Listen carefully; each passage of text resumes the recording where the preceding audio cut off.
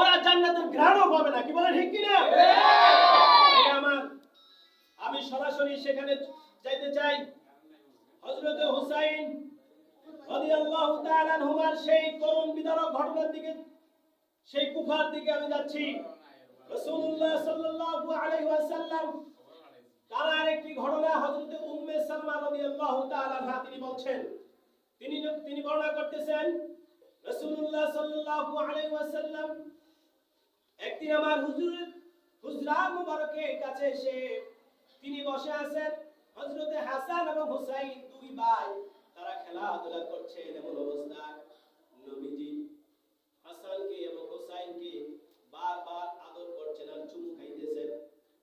এমন সময় হযরত জিবরাইল আলাইহিস সালাতু ওয়াস সালাম নবীর কাছে আসলেন। নবীজিকে বলতেছেন, ইয়া রাসূলুল্লাহ, ইয়া হাবিবাল্লাহ, আপনি যে হাসান এবং হুসাইনকে এত ভালোবাসতেছেন, এই হাসান এবং হুসাইনের ব্যাপারে আপনার কাছে একটা সংবাদ দিতে আসছি। কি সংবাদ দিচ্ছেন? হযরত জিবরাইল আলাইহিস সালাতু ওয়াস সালাম বলতেছেন, ইয়া রাসূলুল্লাহ, ইয়া হাবিবাল্লাহ, নবী গো, এই যে আপনার হাসান, এই হাসানকে বিষ খাওয়ায়া আপনার একদল উম্মতেরা তাকে মেরে ফেলবে। আর হযরত হুসাইন রাদিয়াল্লাহু তাআলা আনহুকে তারা আপনার এই উম্মতের পাপিষ্ঠ প্রেতাত্ম একটা দল তাকে নির্মমভাবে কারবালার জমিনে তাকে শহীদ করে দেওয়া হবে। রাসূলুল্লাহ সাল্লাল্লাহু আলাইহি ওয়াসাল্লাম এই কথা শুনবার পরে অজর কান্না করলেন। এত কান্না করলেন যার কান্না চোখের পানিতে দাড়িগুলো ভিজে ভিজে জমিনের মধ্যে পানিটা পড়তেছিল। রাসূলুল্লাহ সাল্লাল্লাহু আলাইহি ওয়াসাল্লামের এই ইতিহাস থেকে, কিতাব থেকে, এই হাদিস থেকে জানা যায়, যারা আজকে হুসাইনের ঘটনা শুনবার পরে যেই নবী রাহমাতুল লিল আলামিন, শাফিউল মুজনাবিন, খাতামুন নবিয়্যিন, সাইয়্যিদুল সাকলাইন, ইমামুল মুরসালিন, শাফিউ আজম, রাসূল আকরাম, রহমাতে আলম, নবিয়্যু আলাম, শফিয়ে মাহশর, সাকি কৌসার, আরকাই নামদার, মদিনা কাহতাদিদার, আফতাবে নবুয়ত, ফখরে মওজুদাত, সাইয়্যিদুল মাখলুকাত, হযরত মুহাম্মদুর রাসূলুল্লাহ সাল্লাল্লাহু আলাইহি ওয়াসাল্লাম তিনি দোয়া করতেছেন, তিনি চোখের পানি ফেলালেন। তারা হুসাইনকে নির্মমভাবে তাদের উম্মতের একদল তাকে হত্যা করবে এই কথা শুনবার পরে, যেই নবীর গায়ে কোনোদিন মশা মাছি বসে নাই, যেই নবীর গায়ে কোনোদিন কোনো পোকামাকড় বসে নাই কোনোদিন, সেই নবীর চোখের পানি অজর করতেছেন।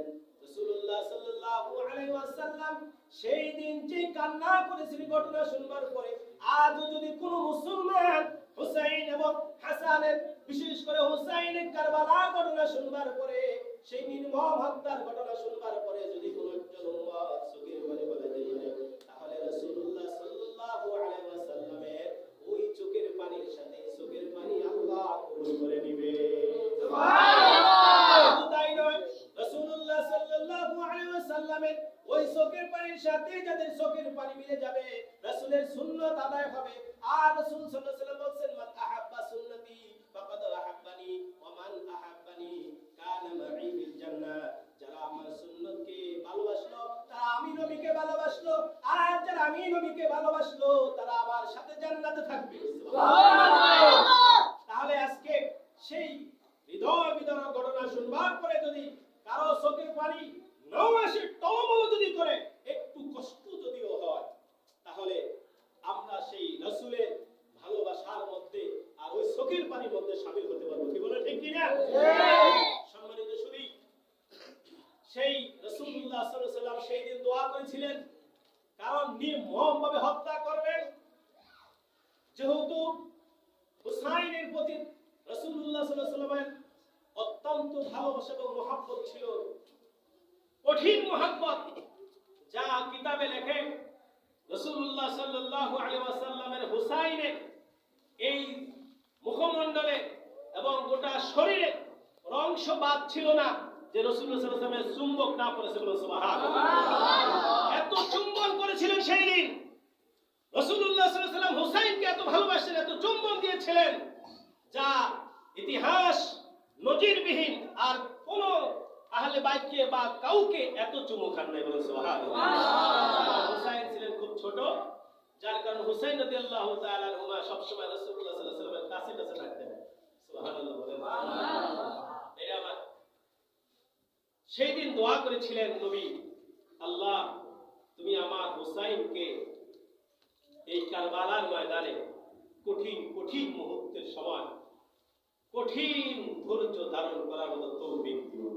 আমিন। দোয়া করেছেন কে? আল্লাহ। রাহমাতুল লিল আলামিন। জানার দোয়া সরাসরি কবুল কিনা? নবীর দোয়া কবুল কিনা বলেন? সেই নবী দোয়া করেছেন, আল্লাহ কঠিন কঠিন মুহূর্তের সময় আমার হুসাইনকে আপনি ধৈর্য ধারণ করার তৌফিক দিন। ভাইরা আমার, সেই জিবরাইল আলাইহিস সালাম এই সংবাদ দেওয়ার পরে এবার বলছেন, ইয়া রাসূলুল্লাহ, এই আপনাকে এক মুষ্টি মাটি দিলাম, এই মাটিগুলো রেখে দিন। রাসূলুল্লাহ সাল্লাল্লাহু আলাইহি ওয়াসাল্লাম এই মাটিগুলো তিনি হযরত উম্মে সালমা রাদিয়াল্লাহু তাআলা আনহার কাছে দিলেন, দিয়ে বলছেন, ইয়ে উম্মে সালমা শোনো, এই মাটিগুলো তুমি যত্ন করে রেখে দিও, এই মাটিগুলো তুমি যত্ন করে রেখে দিও। এই মাটিগুলো যেই দিন দেখবে এই মাটিগুলো রক্তে রঞ্জিত হয়ে গেছে, সেই দিন জানতে পারবে, সেই দিন বুঝবে এবং সেই দিন বুঝে নিবে যে আমার হুসাইন কারবালার ময়দানে শহীদ হয়ে গেছে। ভাইরা আমার, হুসাইন রাদিয়াল্লাহু তাআলা আনহু সেই জিবরাইল আমিনের আনিত যে মাটিগুলো যারা হযরত উম্মে সালমার কাছে দিয়েছিল, আমরা অনেক সময় বলি রাসূলুল্লাহ সাল্লাল্লাহু আলাইহি ওয়াসাল্লাম গায়েব জানে। আমরা এই কথা বললে অনেকের গা জ্বলে, অনেকে বলতে চায় নাউজুবিল্লাহ, রাসূল আবার গায়েব জানে কেন? গায়েবের মালিক কয়জন? আচ্ছা, আমরাও তো বলি গায়েবের মালিক কয়জন বলেন তো? একজন। গায়েবের মালিক একজন, আল্লাহই গায়েব জানেন, এটা আমরা জানি। কিন্তু আল্লাহ তাবারক ওয়া তাআলা নবীকে যেটা জানান সেটা যদি নবী আগাম বলে দিতে পারে, সেটাই আমরা মনে করি নবীও গায়েব জানে। কি বলে ঠিক না? রাসূলুল্লাহ সাল্লাল্লাহু আলাইহি সাল্লামকে একজন সাহাবী জিজ্ঞেস করলেন, নবীর বিবি তো আরো কয়েকজন সেই সময় বেঁচে ছিলেন, কিন্তু উম্মে সালমার কাছে মাটিগুলো দিল কেন? কি বলে, এটা প্রশ্ন জাগে না? যেহেতু ওনার আরো 2-3 বিবি কি বেঁচে ছিল ওই সময়, কিন্তু কেন উম্মে সালমার কাছে মাটি জমা দিল? রাসূলুল্লাহ সাল্লাল্লাহু আলাইহি ওয়াসাল্লাম জানতেন যে ইমামে হুসাইন রাদিয়াল্লাহু তাআলা আনহুমার শহীদ হওয়া পর্যন্ত, অর্থাৎ শহীদ হওয়ার পর পর্যন্ত উম্মে সালমা বেঁচে থাকবেন। সুবহানাল্লাহ। উম্মে সালমা বেঁচে থাকবেন বিদায় রাসূল এটা জানতেন। রাসূল জানতেন, যার কারণে ওনার কাছে মাটিগুলো জমা দিয়েছেন। বলেন সুবহানাল্লাহ। ইতিহাস এটাই পাওয়া যায়, হুসাইন রাদিয়াল্লাহু তাআলা আনহুমার সেই শাহাদাত বরণ করার পর পর্যন্ত উম্মে সালমা বেঁচে ছিলেন। তাহলে এখান থেকে আমরা বুঝি রাসূলুল্লাহ সাল্লাল্লাহু আলাইহি ওয়াসাল্লাম গায়েব জানেন। কি বলে ঠিক না? আমরা ওইভাবে বলি না যে আল্লাহ যেভাবে জানেন ওইভাবে জানে, এটা আমরা বলি না। কি বলে ঠিক না? ভাইরা আমার, হুসাইন রাদিয়াল্লাহু তাআলা আনহু এই মাটিগুলো দেওয়ার পরে রাসূলুল্লাহ সাল্লাল্লাহু আলাইহি ওয়াসাল্লামের এই বাণী যখন এই সজাগ হয়ে গেল, সব মক্কা মদিনায় সচরাচর সকলের জানাজানি হয়ে গেল। আমরা সকলে জানি রাসূলুল্লাহ সাল্লাল্লাহু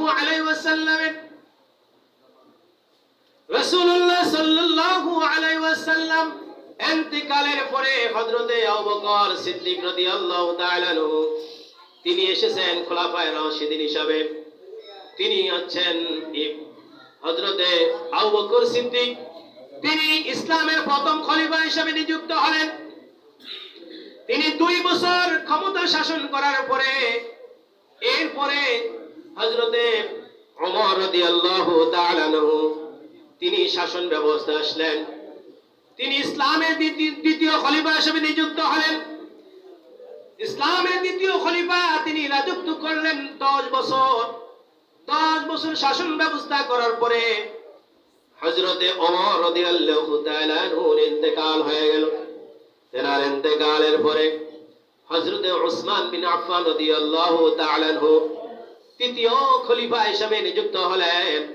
তিনি 12 বছর যাবত শাসন ব্যবস্থা করলেন। সেই 12 বছর করার পরে তার ইন্তেকাল হয়ে গেল।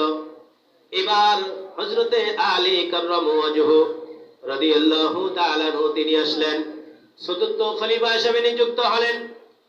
তিনি 3 বছর, মতান্তরে 4 বছর, তিনি 4 বছর ক্ষমতাকালীন তাকেও মেরে ফেলা হলো।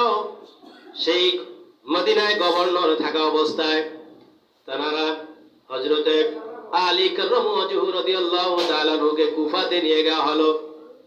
সরলে কৌশলে হযরতে আলী রাদিয়াল্লাহু তাআলা আনহুকে সেই কুফাতে তাকে হত্যা করা হলো।